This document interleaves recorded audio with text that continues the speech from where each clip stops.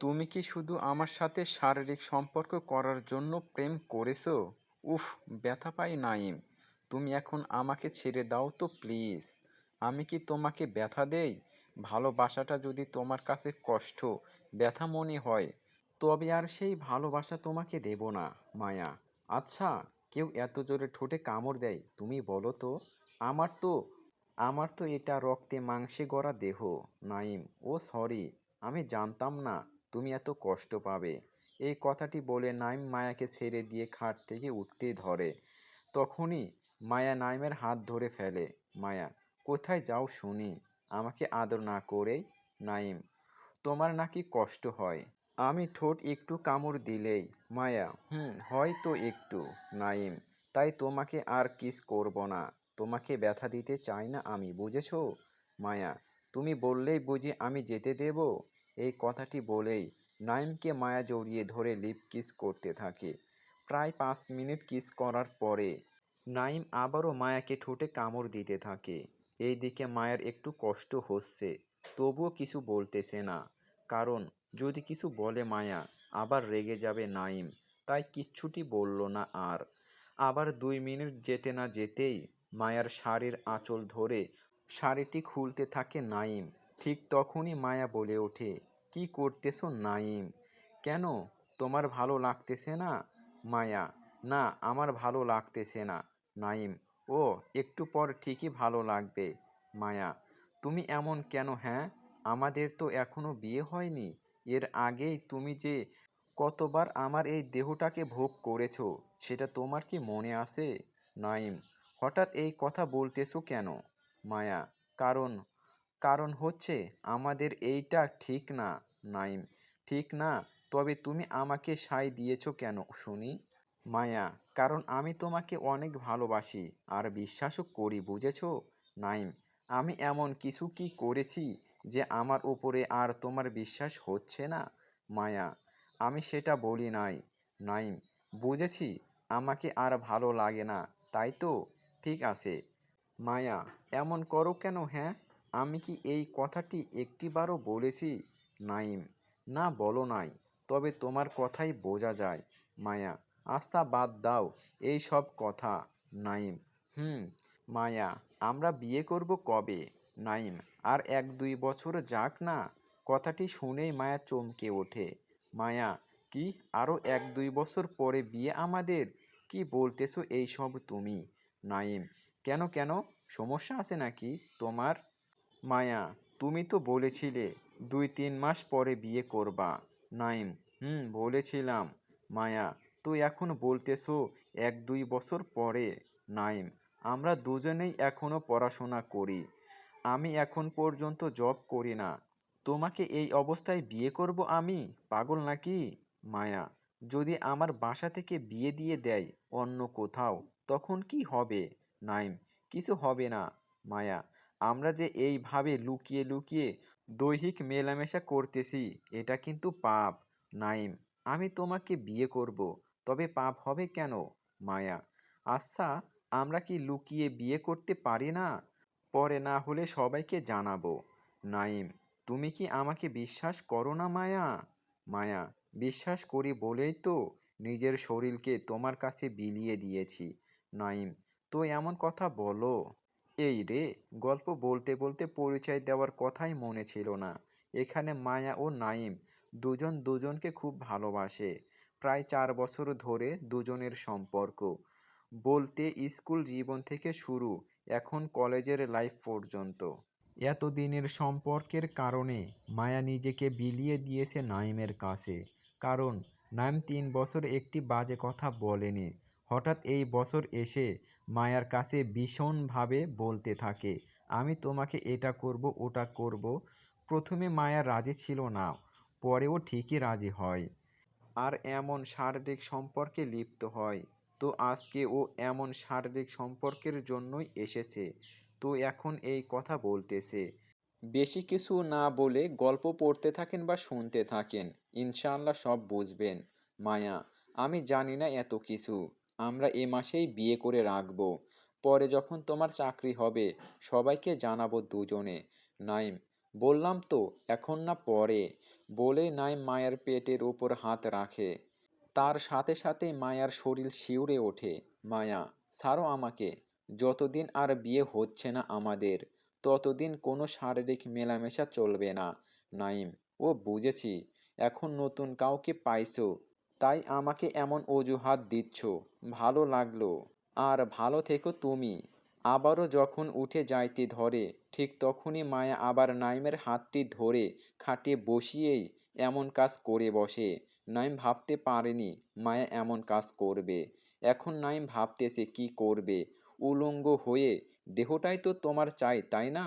এই নাও সব খুলে ফেলেছি, যা মন চাই তাই করো। মায়াকে এমন অবস্থা দেখে নিজেকে কন্ট্রোল করতে না পেরে নাইমও ঝাঁপিয়ে পড়ে। নিজের ইচ্ছে মতো মায়াকে ব্যবহার করে ছেড়ে দেয়।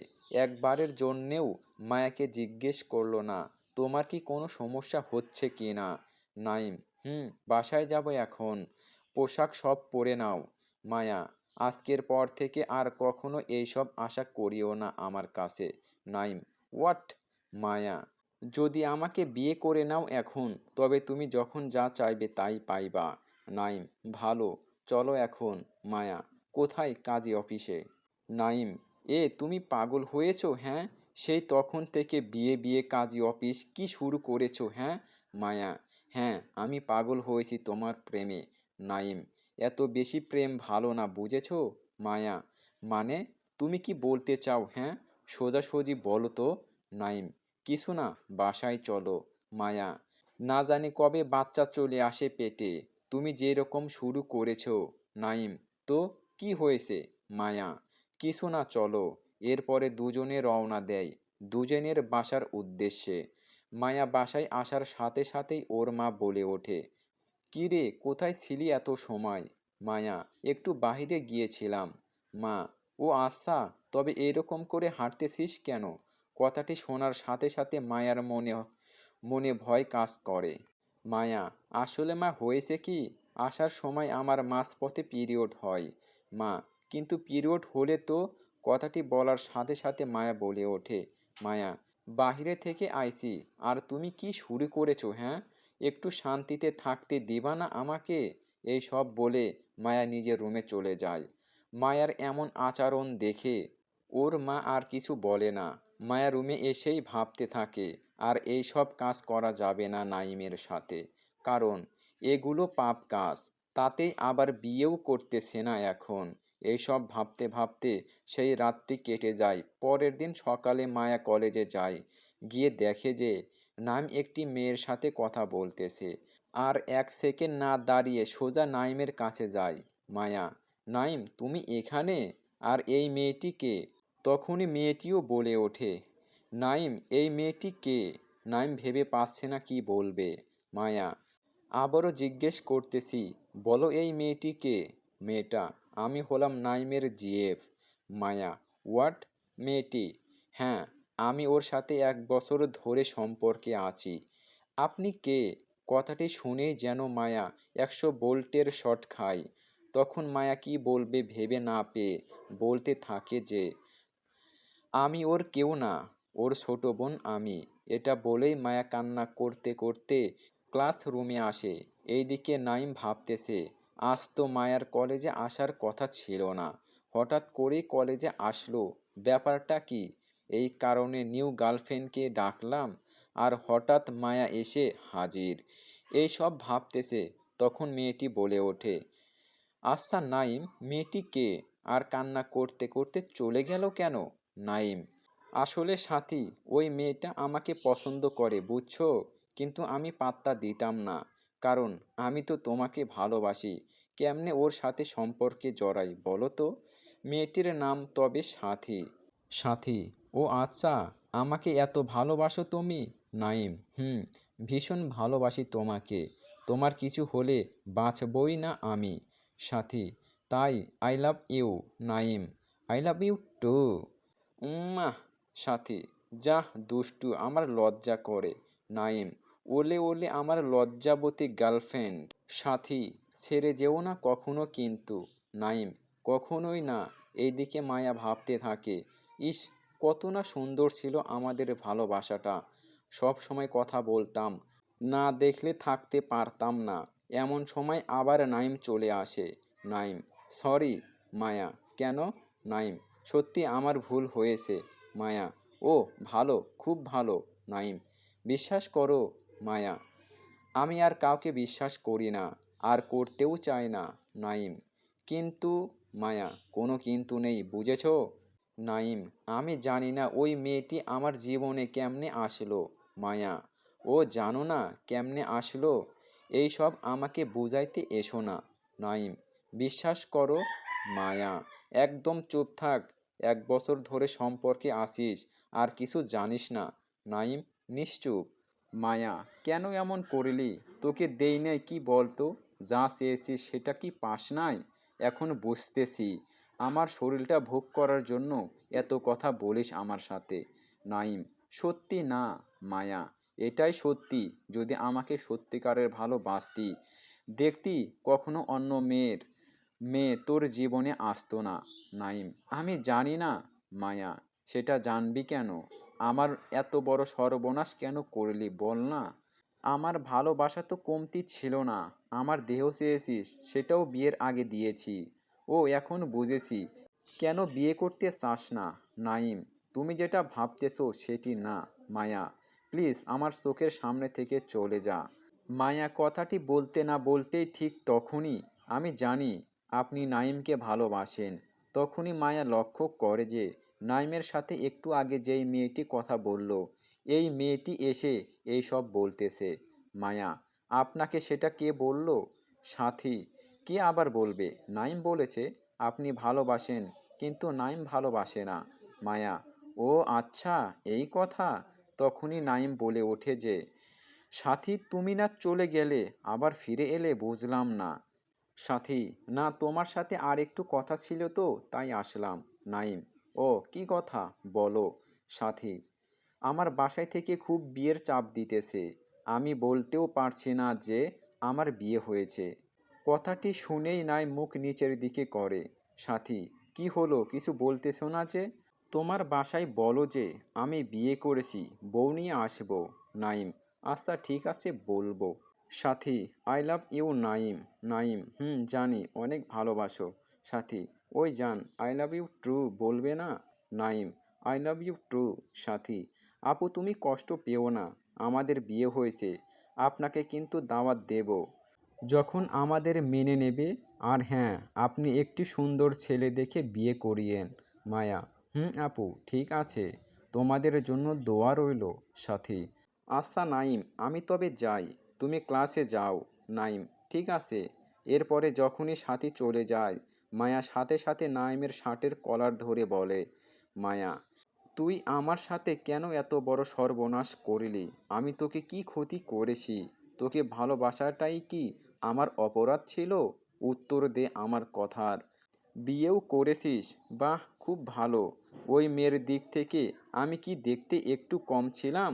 তোকে বিশ্বাস করাটাই কি আমার অপরাধ ছিল? নাইম নিশ্চুপ। মায়া: এখন কি তুই খুব খুশি? নাইম কোনো কথা বলছে না। মায়া: আমি আর এই জীবনটাই রাখবো না। নাইম: আমাকে মাফ করে দাও, আমি সাথীকে অনেক ভালোবাসি। মায়া: তবে আমার সাথে এত নাটক করলি কেন? আমার জীবন নিয়ে এত খেলা করলি কেন? নাইম: পারলে আমাকে ক্ষমা করে দিও, কারণ আমি তোমাকে বিয়ে করতে পারবো না। আমি সাথীকে খুব ভালোবাসি। মায়া: ও আচ্ছা, ভালো থাকিস, বাই। এটা বলেই কান্না করতে করতে মায়া বাসায় চলে আসে। এমন কান্না করা অবস্থা দেখে সবাই জিজ্ঞেস করে কি হয়েছে, কিন্তু মায়া কিছু না বলে সোজা রুমে গিয়ে দরজা লাগিয়ে দেয়। এইদিকে সবাই বলে, কি হলো এই মেয়েটির? মায়া: কি হয়েছে মা, বল আমাদের। মায়ার বাবা মা: মায়া: আমার কিছু হয়নি, তোমরা যাও, পরে সব বলবো। এখন আমাকে একা থাকতে দাও প্লিজ। মায়ের কথা শুনে সবাই চলে যায়, কারণ সব কিছু তো বলতেই চাইলো। এই কারণে কেউ কোনো সন্দেহ করে নাই। এভাবেই প্রায় 6-7 ঘন্টা চলে যায়, তবুও মায়া দরজা খোলে না। সবাই একটু চিন্তিত হয়ে পড়ে এবার। অনেক ডাকাডাকির পরেও যখন মায়া কোনো রকম সাড়া দিল না, তখন সবাই মিলে দরজাটি ভেঙে ফেলে।